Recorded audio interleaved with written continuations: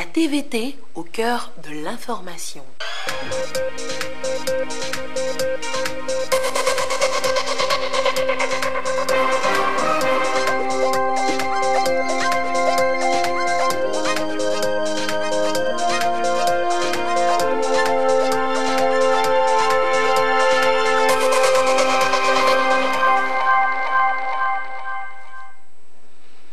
D'abord les titres de ce journal. Le recensement électoral prend fin demain lundi dans la zone 1. Dans les centres de recensement et de vote, les retardataires se sont bousculés ce dimanche encore pour se faire enrôler. Nous le verrons dans un instant.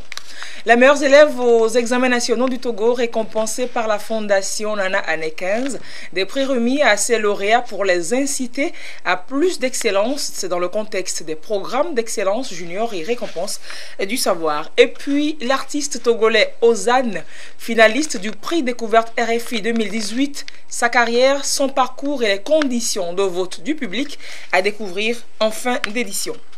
Bonsoir madame, bonsoir monsieur. 7e et avant-dernier jour du recensement électoral dans la première zone, selon le découpage de la Commission électorale nationale indépendante. L'opération permet aux citoyens en âge de voter de s'inscrire sur la liste électorale, de disposer de leur carte d'électeur. Nos équipes de reportage ont fait ce dimanche après-midi le tour dans certains centres d'enrôlement. D'abord, allons voir avec Lucas Si comment les opérations se sont déroulées dans les cantons de Gakli et de Sagado. Au fur et à mesure que l'on s'achemine vers la fin du recensement électoral dans la zone numéro 1, l'affluence se fait de plus en plus remarquable. Technicien supérieur en génie civil, Kokou Dego vient de se faire établir sa carte d'électeur. En possession de ce précieux sésame, il vient d'accomplir son devoir citoyen et civique et pourra participer aisément aux échéances électorales à venir dans le pays. Comme lui, nombre de Togolais en âge de voter ont effectué nombreux le déplacement des centres de recensement et de vote d'Apla au Gakli et de Segbe pour se faire enrôler. Et cette foule est majoritairement composée de fonctionnaires et de travailleurs qui n'ont pas pu se libérer les jours ouvrés. Moi, je suis enseignant et je ne peux pas laisser les élèves en classe sans rien dire.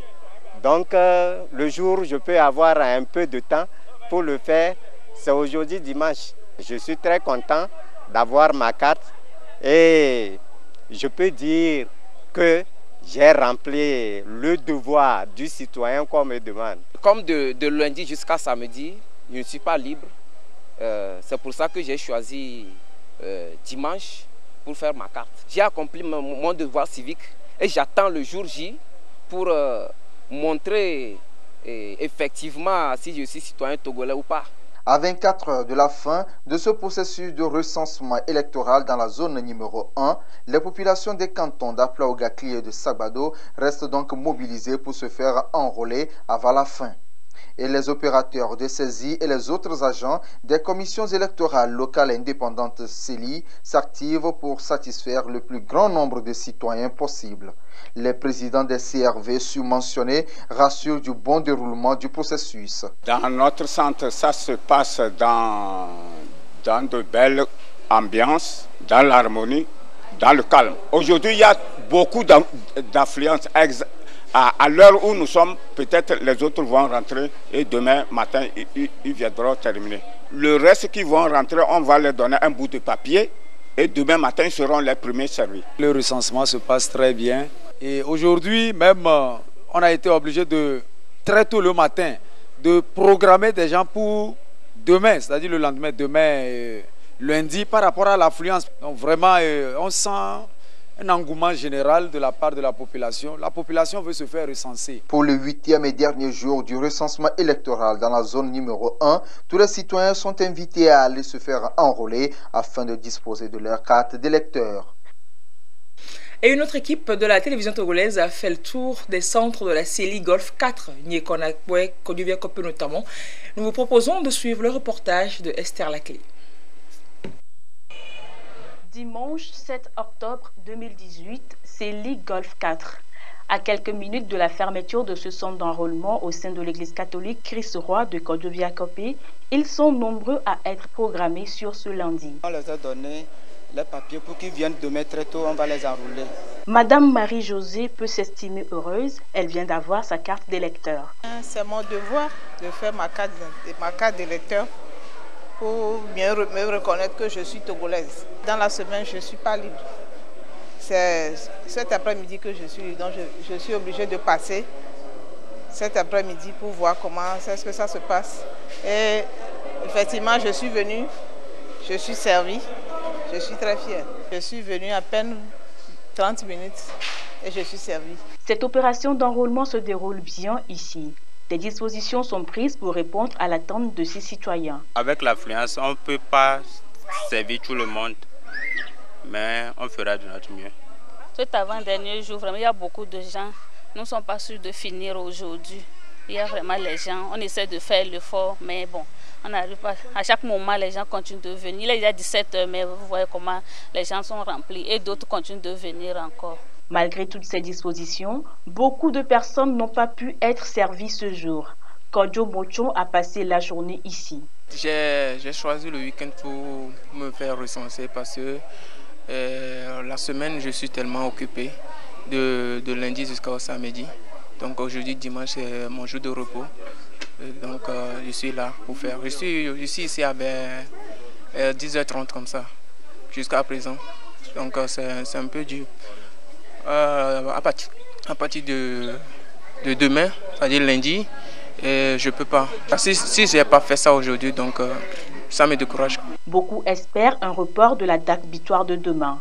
Vu l'affluence, beaucoup de personnes risquent de ne pas pouvoir obtenir le précieux sésame. Aujourd'hui, les gens sont venus un peu plus nombreux. Et je crois que nous allons terminer à 17 h, mais je ne suis pas sûr de... C'est-à-dire, eux tous ne peuvent pas passer. Donc je suis sûr certains vont revenir demain. Parce qu'à 17 h, on doit clôturer. Demain, les gens seront encore plus nombreux. Donc il va falloir au moins, voir si possible, au moins une journée pour pouvoir continuer. Pour permettre aux autres de pouvoir passer également. Parce qu'il y a certains, c'est à la dernière minute ils viennent, donc on est obligé. Le recensement électoral pour la zone numéro 1 démarré ce lundi s'achève le lundi prochain dans tous les centres. Ces citoyens peuvent se vanter de pouvoir accomplir leurs devoirs civiques en décembre prochain. Leur nom figure sur cette liste qui témoigne de leur enrôlement. Et ce communiqué de la Commission électorale nationale indépendante portant rappel des modalités de déroulement du recensement électoral pour poursuivre ce journal. Sur les horaires, le président de la CENI tient à rappeler que l'enregistrement des électeurs dans les centres de recensement et de vote CRV débute à 7 h et prend fin à 17 h, et ce durant tous les jours de recensement sans exception. Les membres des comités de liste et carte CLC ainsi que les opérateurs de saisie doivent être présents à leur centre de recensement et de vote à 6 h pour la mise en place.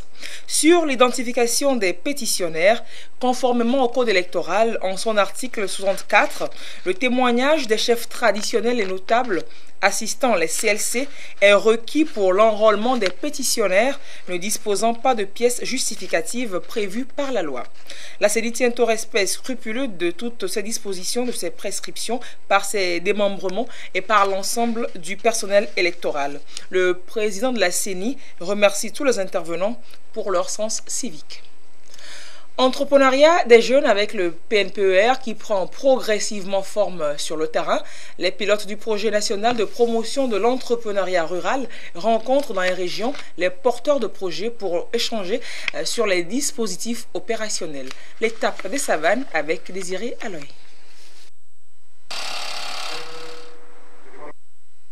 L'entrepreneuriat rural reste aujourd'hui l'une des priorités au Togo. Il est créateur d'emplois, rémunérateur et durable pour les jeunes et femmes au niveau local. Le gouvernement togolais, à travers le PNPR, projet national de promotion et de l'entrepreneuriat rural, entend diversifier, renforcer les instruments de développement rural tout en améliorant l'offre de services de qualité de formation pour augmenter la production des biens. Un partage d'orientation et d'appropriation du nouveau dispositif du PNPR s'impose au niveau décentralisé. L'étape des savanes pour être au même niveau de compréhension du dispositif opérationnel, des mécanismes de financement et de l'offre de services non financiers. Au niveau de la région des savanes, près de 100 jeunes ont été formés Et sur les 100 jeunes, nous avons 3 plans d'affaires qui sont déjà financés. Et d'ici la fin de l'année, l'État compte accompagner 10 jeunes, garçons ou femmes. Si je ne prends que le seul cadre de la transformation, vous prenez le soja par exemple, c'est plusieurs dérivés, vous prenez le haricot, c'est plusieurs dérivés. Donc c'est une opportunité pour les jeunes garçons et les jeunes filles de montrer leur talent et de se faire accompagner en montant des projets sérieux. Les jeunes porteurs de projets sont déjà formés et gardent aujourd'hui espoir. Le projet, c'est achat, abattage et commercialisation des poulets. J'ai déjà suivi la formation depuis 2017. Je suis sûre et certain que le PNPR va nous financer et cela va améliorer mes conditions de vie, réduire la pauvreté et contribuer au développement de mon pays. Mon projet se porte sur la production et la transformation du soja en pâte de soja, en appui avec l'élevage de petits ruminants. Donc je suis tellement fier ce matin, puisqu'on avait perdu espoir. Maintenant l'espoir est encore grandissant en nos cœurs. Et je viens ici dire merci au président de la République, qui chaque jour que Dieu fait, ne fait que de nous surprendre, nous les jeunes. Puisque s'il arrivait qu'on est financé, j'ai sur mon dos plus de 15 personnes qui n'ont pas de travail, qui vont bénéficier aussi de l'emploi. Cela, c'est une réduction, sincèrement une réduction du chômage au Togo. Avec l'appui technique et financier du FIDA, le PNPER, qui se formalise progressivement, surtout les jeunes et femmes, à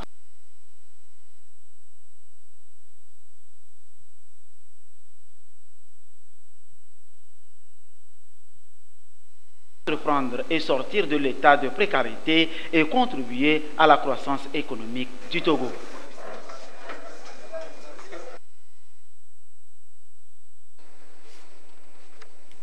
Toutes nos excuses pour ce souci technique dans le Haro et toujours pour les jeunes. Plan International a lancé un programme d'autonomisation. Il va couvrir 4 ans. Il est financé par le ministère des Affaires étrangères de Danemark. Le projet sera exécuté dans 4 pays, dont le Togo. Les précisions de Silver Aboudou. Ces hommes accèdent aisément aux services de santé sexuelle et reproductive adaptés aux jeunes. Les jeunes femmes et hommes accèdent également aisément à l'éducation. C'est ce à quoi aspire le programme Youth Empowerment in West Africa, un programme d'autonomisation économique des jeunes axé sur la santé sexuelle et reproductive pour limiter les grossesses précoces et indésirées, promouvoir l'entrepreneuriat des jeunes et surtout leur permettre de s'auto-employer. Ce programme régional piloté par Plan International entend donc permettre aux jeunes de réaliser leur plein potentiel pour faire d'eux le moteur de leur propre développement destiné à contribuer à leur plein épanouissement.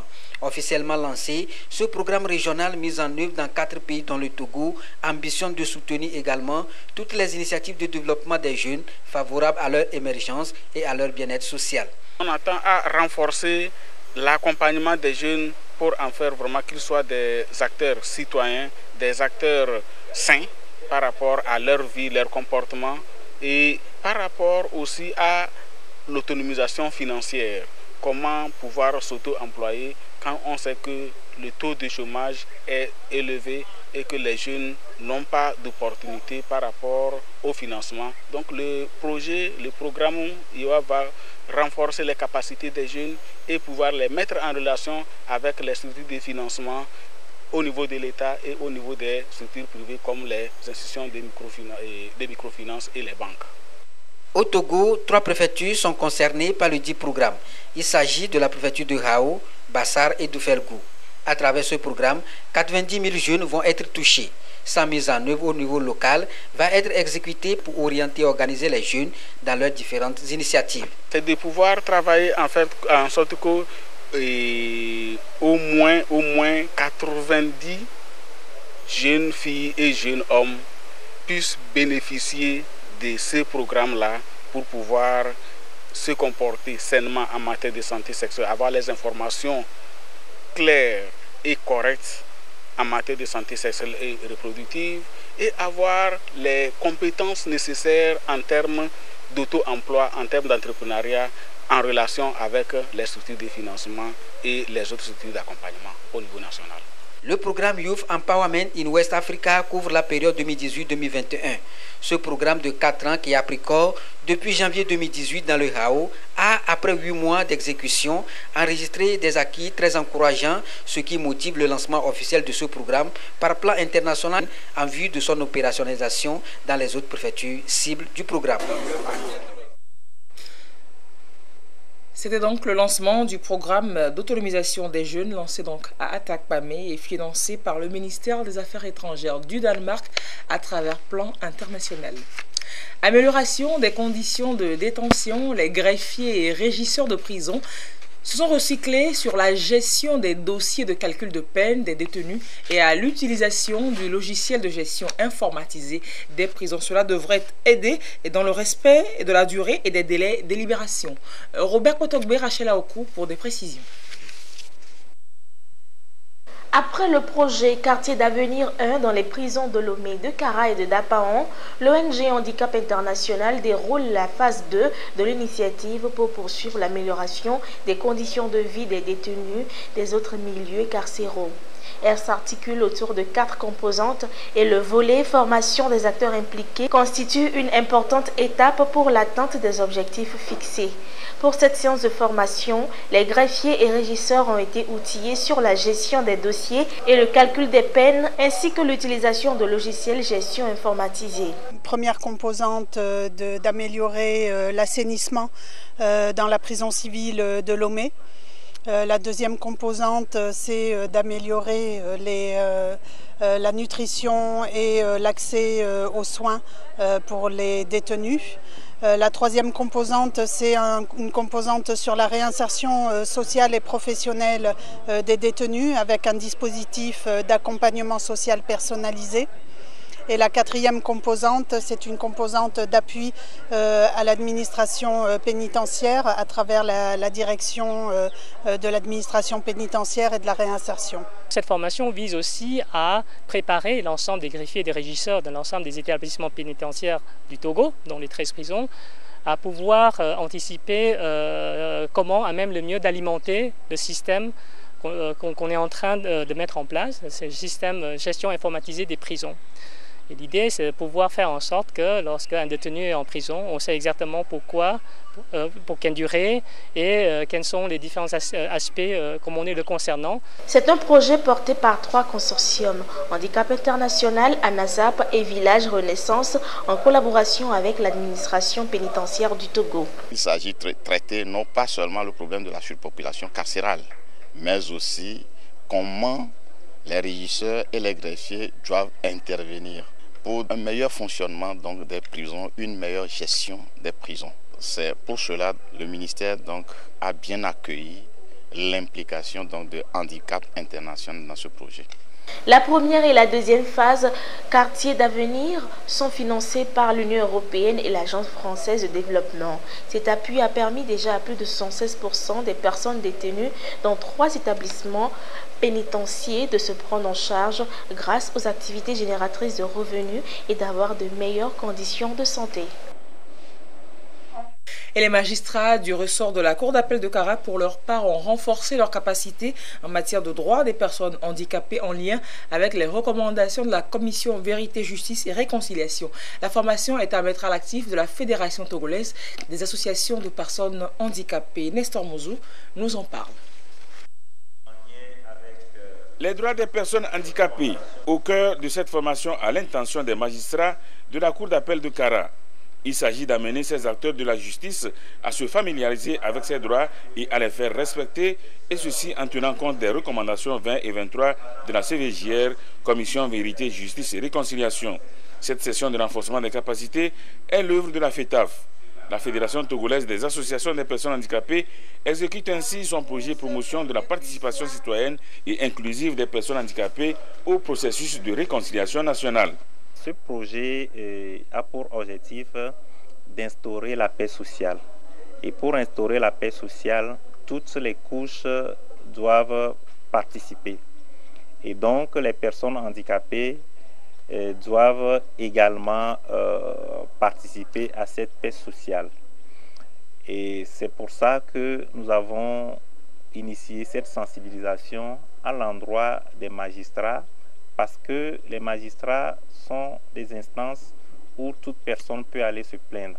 Et donc c'est pour que ces magistrats et leurs services puissent être accessibles aux personnes handicapées. Donc l'accessibilité physique des locaux, mais également l'accessibilité à l'information. Le projet promotion de la participation citoyenne et inclusive des personnes handicapées au processus de réconciliation nationale est financé par l'Union européenne, Handicap International et le Fonds Liliane. À travers ce projet, la FETAF a réhabilité le commissariat du 2e arrondissement de Lomé pour le rendre accessible aux personnes handicapées et sensibiliser les chefs traditionnels sur les thématiques liées au handicap. Elle envisage aussi de traduire les recommandations de la CVJR en braille pour les handicapés visuels.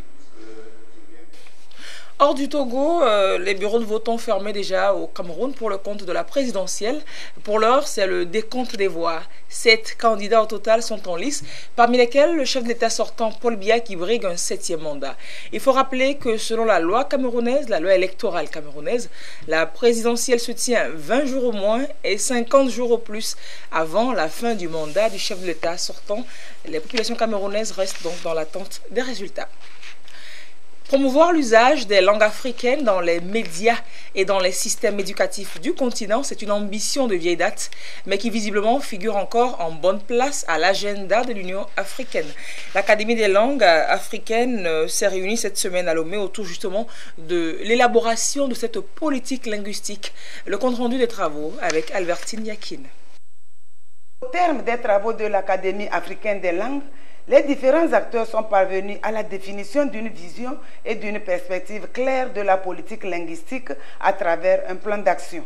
Pour la mise en œuvre des recommandations, les participants, les académiciens, les points focaux, les membres et experts de l'Union africaine ont vivement souhaité qu'elles soient traduites dans les faits afin de réaliser les objectifs assignés à cette académie. C'est nos chefs d'État qui ont créé la CALA, qui ont initier cette idée d'utiliser nos cultures, nos langues dans nos développements.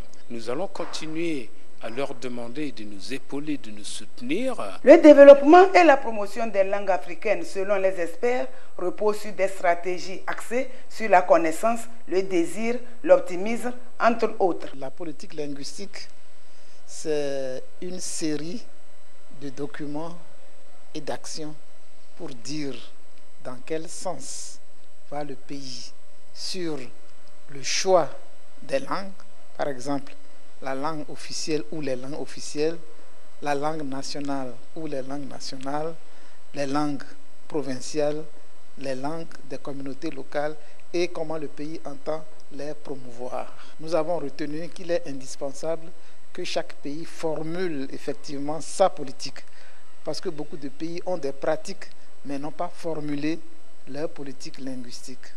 Ensuite, nous avons insisté sur le fait que toute politique doit se traduire par l'introduction des langues choisies dans l'enseignement, ne serait-ce que comme véhicule du savoir. C'est ça qui permet aux populations de capitaliser le savoir qu'ils ont et de participer effectivement au développement de chaque pays. L'Académie africaine des langues a un projet ambitieux en matière de valorisation linguistique. En masse des travaux, l'institution a lancé officiellement sa chaîne de télévision, Akalan TV. Et parlant de savoir et de programme d'émulation, le programme d'excellence de la Fondation Nana Année 15 a récompensé donc les élèves. 143 meilleurs élèves des lacs et des élèves aux différents examens ont reçu des bourses dès samedi, du matériel didactique et de l'accompagnement financier. Le point en image avec Yves Abevivi. Voici la première au CEPD 2018 dans les lacs. Par cette signature, elle exprime son accord aux conditions pour faire partie des boursiers de la Fondation Nana Année 15. Ils sont en tout 143 meilleurs élèves de la préfecture du CEPD au bac 2 à bénéficier de ce soutien financier de la part de la Fondation avec pour objectif encourager l'excellence en milieu scolaire. Excellence, d'où vient le nom du programme dit Excellence Junior, un programme lancé avec la première promotion de boursiers au CEPD 2012-2013. Voici des élèves de cette première promotion qui ont brillamment réussi à leur examen du baccalauréat deuxième partie 2018 et qui reçoivent ici des prix des mains du ministre de l'Enseignement supérieur et de la Recherche, Nico Broom, sous le regard de l'initiateur de la fondation, le roi d'Emina, Nana Ane Ohiniko Kwam Dessou 15. Je viens de réussir à mon bac avec mention très bien, avec une moyenne de 18-21, premier psycho, à l'examen du bac 2. Ce prix va m'aider. Je remercie la fondation Nana et plus tous ceux qui œuvrent pour son avancement. La fondation a institué ce programme qu'il appelle récompense du savoir en fin d'année scolaire. Donc il consiste à distribuer des prix pour encourager les meilleurs élèves, mais en même temps inciter les moins performants à plus d'efforts, à redoubler d'efforts pour aussi émerger et avoir accès à un lendemain meilleur, pourquoi pas. La cérémonie a également récompensé les meilleurs élèves de la commune d'Anéhor, meilleurs élèves par matière et les meilleurs aux examens du CEPD, du BEPC, du baccalauréat première partie et au bac 2, de même que le plus jeune au bac de 2018 qui a moins de 15 ans. Ils ont obtenu des prix comprenant pour chacun, entre autres, un ordinateur, une enveloppe, un téléphone portable avec carte SIM. Et dans le même régime, les meilleurs élèves des examens de CEPD, BEPC, Bac 1, issus des différents établissements de la préfecture de Logou, ont été primés aussi à Takpamé. Outre ces meilleurs élèves, les écoles ont été renforcées en matériel pédagogique pour améliorer la prestation des enseignants sur le terrain. C'est une initiative des cadres de Logou, au devant desquels le ministre Georges Aïdam pourra accompagner le gouvernement dans ses efforts de développement et d'amélioration du système éducatif. Le point en image avec Sylvain Abouzou.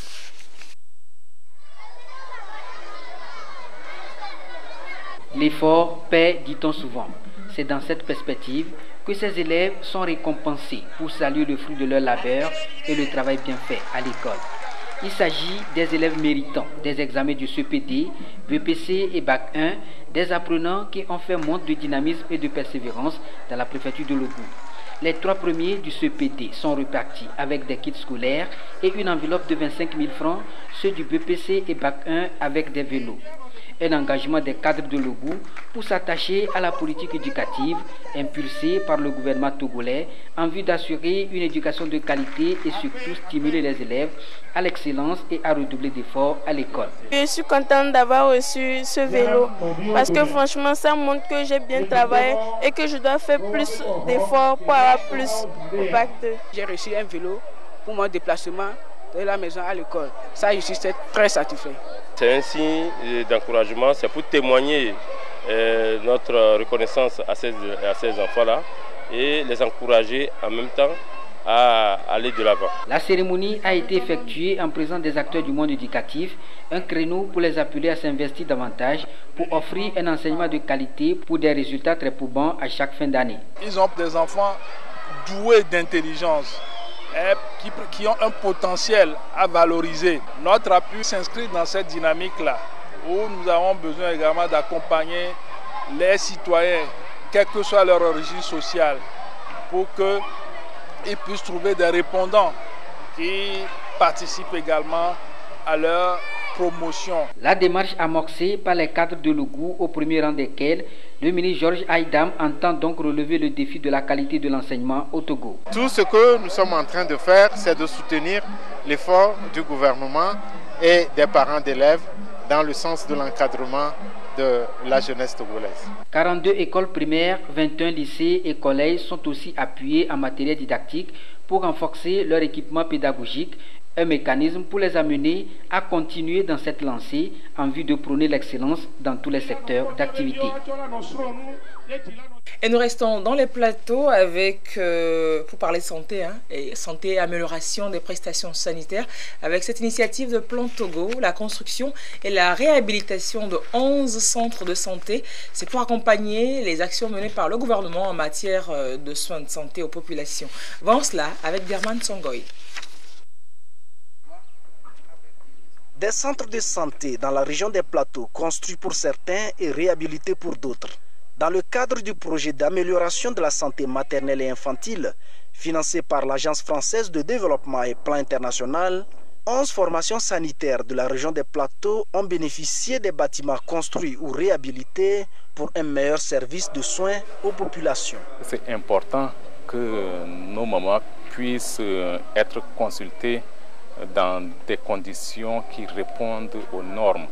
Et c'est aussi très important que les prestataires exercent dans un environnement qui est sain, dans un environnement qui répond à un certain nombre de normes et également dans un environnement où le plateau technique est relevé.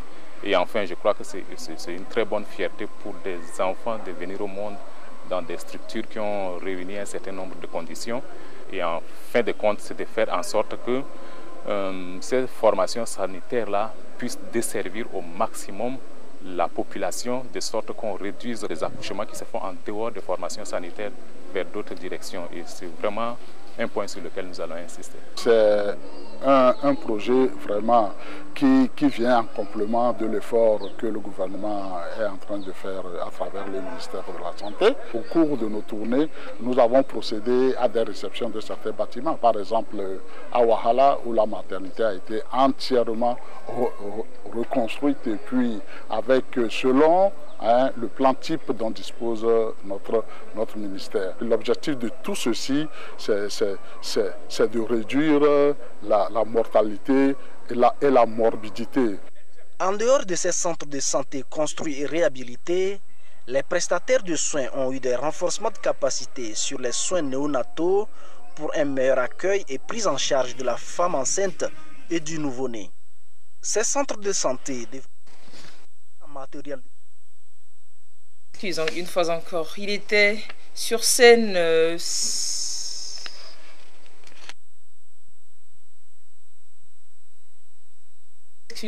pour ces désagréments indépendants de notre volonté. Il était sur scène samedi soir à l'Institut français du Togo à Lomé. Charles Ozo célébrait ses 10 ans de carrière avec le lancement d'un nouvel album. C'est un artiste d'un nouveau genre que le public a applaudi hier dans son retour aux sources, son retour aux traditions, aux sonorités issues des couvents de nos terroirs. Tabita Akapou.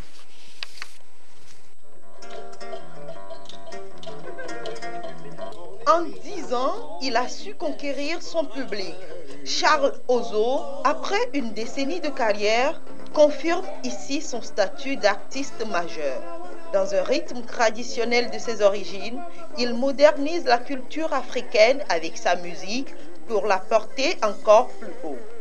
À cette soirée riche en couleurs, il a tenu les spectateurs en haleine pendant près de 2 heures.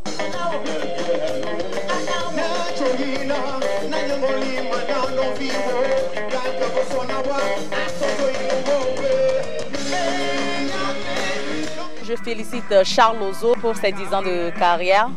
Le thème du concert m'a beaucoup plu, mon héritage, parce que africains que nous sommes, notre culture, c'est notre héritage.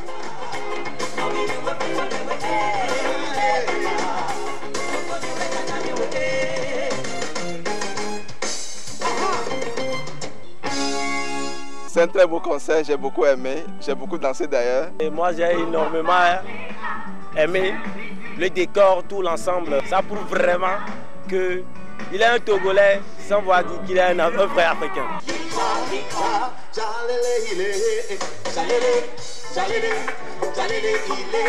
C'était ma première fois de le voir sur scène, sur ses morceaux et tout. Et ça a été carrément pour moi une belle sensation parce que je me suis retrouvée à travers la langue, à travers le rythme des chansons et tout.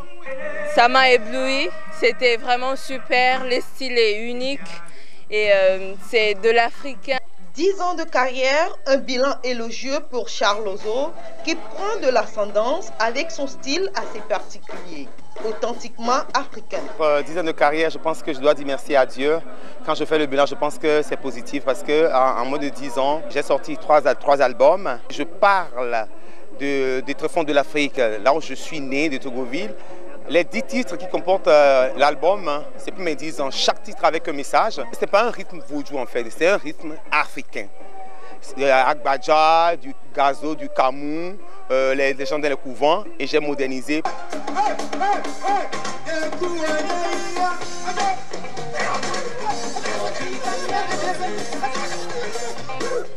Le programme est vaste. Charles Ozo compte pour ses 10 ans parcourir le monde pour promouvoir son nouvel album Doménie, entendez, Héritage.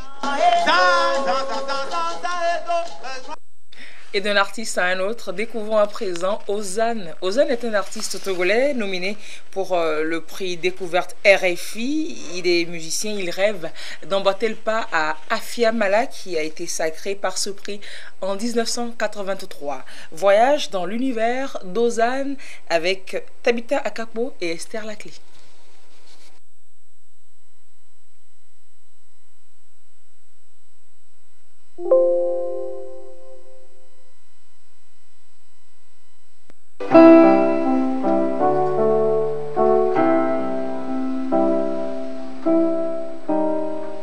Sound Paradise, le studio qui a révélé le génie créateur de Ozane. Artiste de la chanson togolaise, Kenou Mensan Ozana alias Ozane est finaliste au prix Découverte RFI.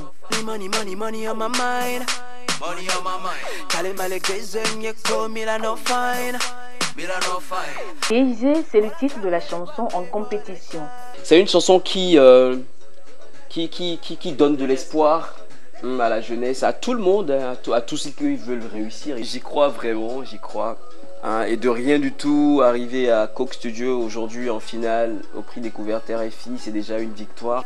Sa famille, surtout ses parents, ont eu du mal à accepter sa vocation. Seule sa tante l'avait soutenue.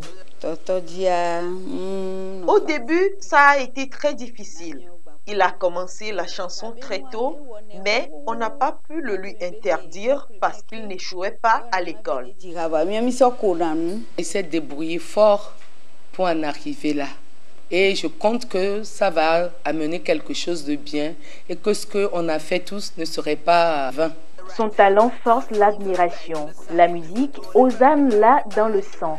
Ozane, c'est un artiste, on dirait un artiste complet. Parce que j'ai connu Ozane, c'est vrai, il a commencé avec de la dancehall, mais c'était un artiste qui entrait dans tous les registres de musique. Et maintenant, il a eu, comment dire, son identité à travers le dancehall. Ozane, je pense que ça va être la personne que j'ai rencontrée qui a été qui a le plus de courage, de volonté de réussir et une personne travailleuse qui va toujours se donner à fond et à qui il n'y a pas de limite en fait.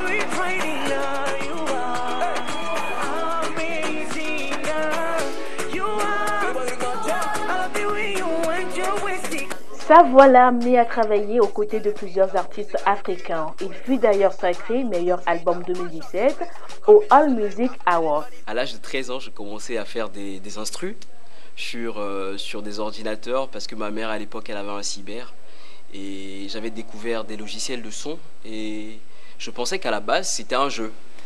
Et plus je mettais les trucs, ça me plaisait. Et un jour, je suis rentré en studio professionnel.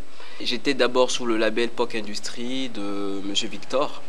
J'ai enregistré une compilation. Le jeune artiste de 27 ans a fait ses preuves et aujourd'hui, il est parmi les finalistes du prix Découverte RFI. Et pour décrocher cette victoire, un seul canal, le vote du public togolais. Rendez-vous sur le site www.musique.rfi.fr/prix-découverte/vote pour faire de lui le prix Découverte RFI 2018. Vous l'avez compris, la victoire de Ozane, cet artiste togolais nominé au prix Découverte RFI dépend de votre vote. Pour voter pour Ozane, vous faites http://musique.rfi.fr/prix-découverte.vote. Vous remplissez tous les formulaires et puis vous cliquez sur « Je ne suis pas un robot » et votre vote est envoyé. La fin de ce journal avec ce communiqué en rappel de la CENI, communiqué portant rappel donc des modalités de déroulement du recensement électoral. Sur les horaires, le président de la CENI tient à rappeler que l'enregistrement des électeurs dans les centres de recensement et de vote CRV débute à 7h et prend fin à 17h, et ce durant tous les jours de recensement sans exception. Les membres des comités de liste carte CLC ainsi que les opérateurs de saisie doivent être présents à leur centre de recensement et de vote à 6 heures pour la mise en place. Sur l'identification des pétitionnaires, conformément au code électoral, en son article 64, le témoignage des chefs traditionnels et notables assistant les CLC est requis pour l'enrôlement des pétitionnaires ne disposant pas de pièces justificatives prévues par la loi. La CENI tient au respect scrupuleux de toutes ces prescriptions par ses démembrements et par l'ensemble du personnel électoral. Le président de la CENI remercie tous les intervenants pour leur sens civique. C'est la fin de ce journal. Merci de l'avoir suivi. Passez une très belle semaine et une très belle soirée. Pour la nuit, vous serez en compagnie de Adolphe Paca pour la dernière édition. À très bientôt sur la TVT. Au revoir.